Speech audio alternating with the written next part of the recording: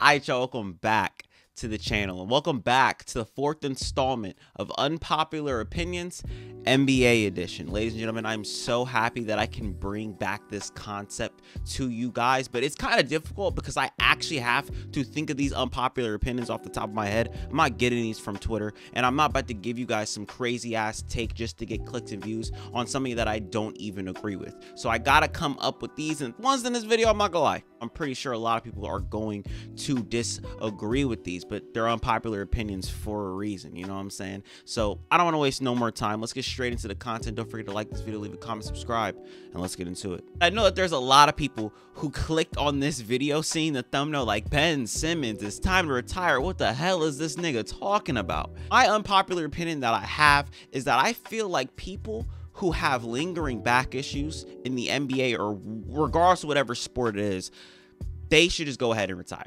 Now, it's not a matter of I want to see these people retire, because I'm pretty sure a lot of people know how big of a Ben Simmons fan I am. Just save yourself some time. Now, we know that Larry Bird's career was cut short due to back injuries. I know that Steve Kerr dealt with back injuries. Just this season alone, Bradley Beal has missed a bunch of time due to his back injury. He came back, tried to play a couple games, and was immediately out once again. Now, he's dealing with something else again, but that has nothing to do with back injuries, has nothing to do with what I'm talking about, so I digress on that. But the epitome of lingering back issues is Ben Simmons, so I had to use him as the thumbnail. And this stems all the way back to 2020 when his back injury started. It's the reason why he was missing games in 2021. In 2022, he missed the whole entire season due to the back injury. In 2023, he missed a plethora of games because of the back injury. In 2024, he's still missing games due to his back injury. Me personally, I think Ben Simmons should just go ahead and retire. That's not me saying that I want to see him hang it up, because I'm pretty sure everybody knows how big of a Ben Simmons fan I am. I don't want there to come a time in Ben Simmons' life where he's like 44, 45, and he's in a wheelchair, or he can't really walk well because of his back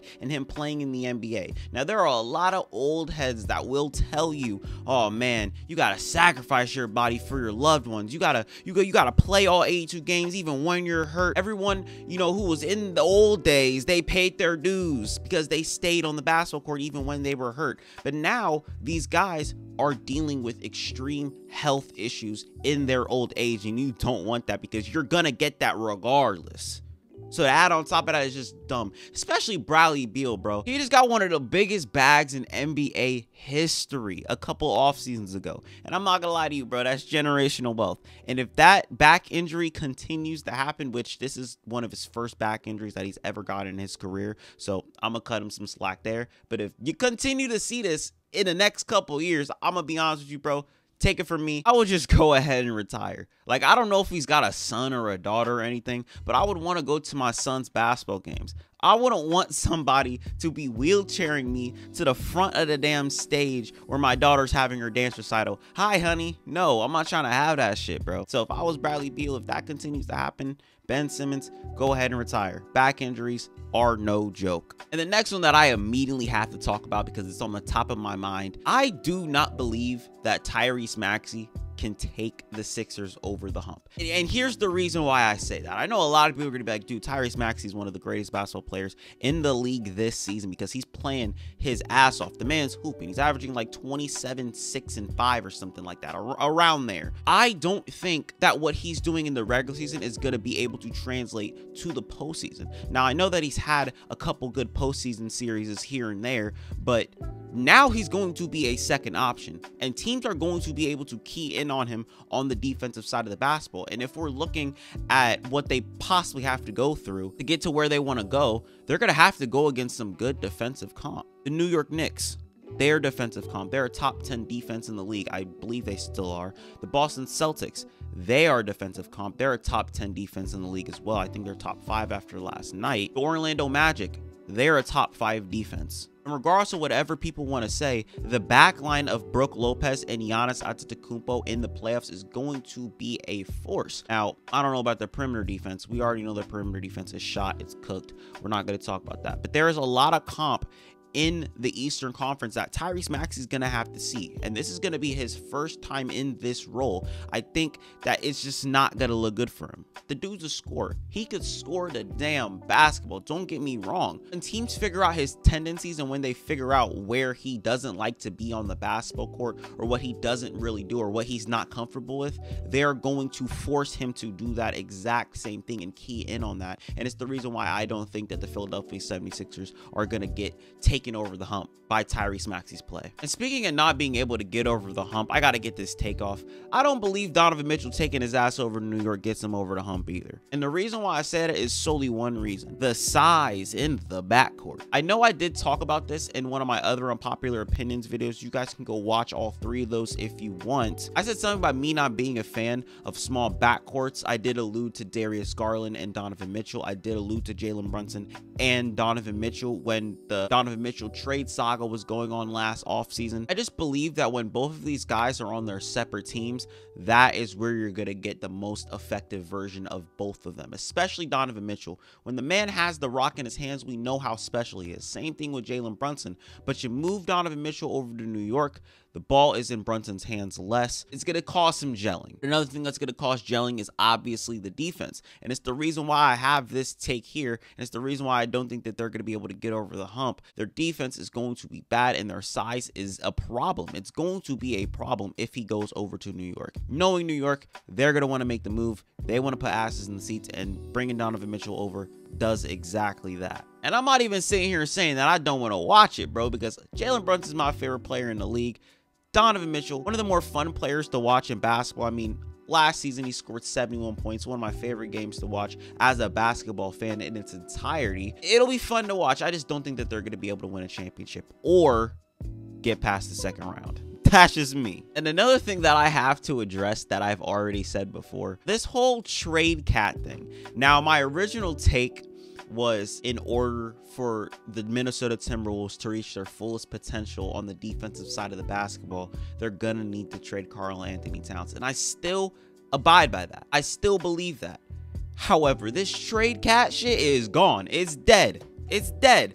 Cat, you have been hooping, bro. This man showed his ass, I'm telling you. All season long, the defense has gotten better. He just scored 40 points and got motivation off a tweet. Cat has been balling out all season long. He's top 10 in MVP voting as we speak right now. He's him.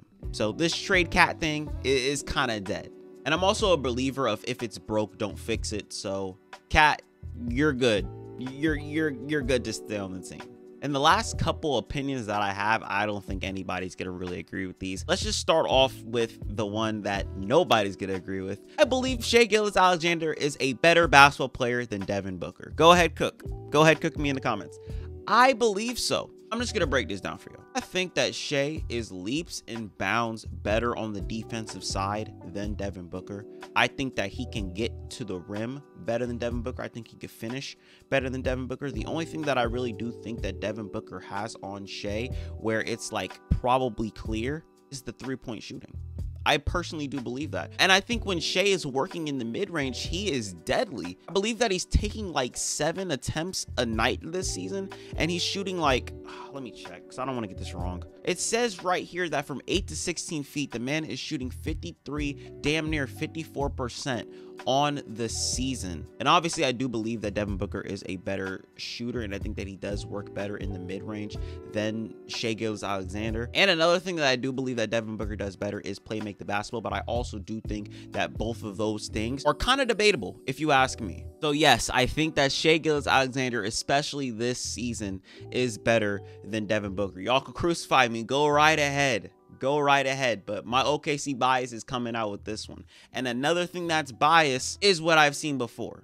And the thing that I've seen before is I've seen the Golden State Warriors win 4 championships. And I've seen them win 4 championships off the backs of Steph Curry, Draymond Green, and Klay Thompson. And my unpopular opinion is that I don't think Klay nor Draymond should be traded. I know it's hard to say based off the way that both of them have been playing. I know Draymond's been great. I'm not gonna sit here and say that Draymond's been bad because of all the things that has been going down, but that's another reason why you would want to trade Draymond, right? Nah, you're not touching him.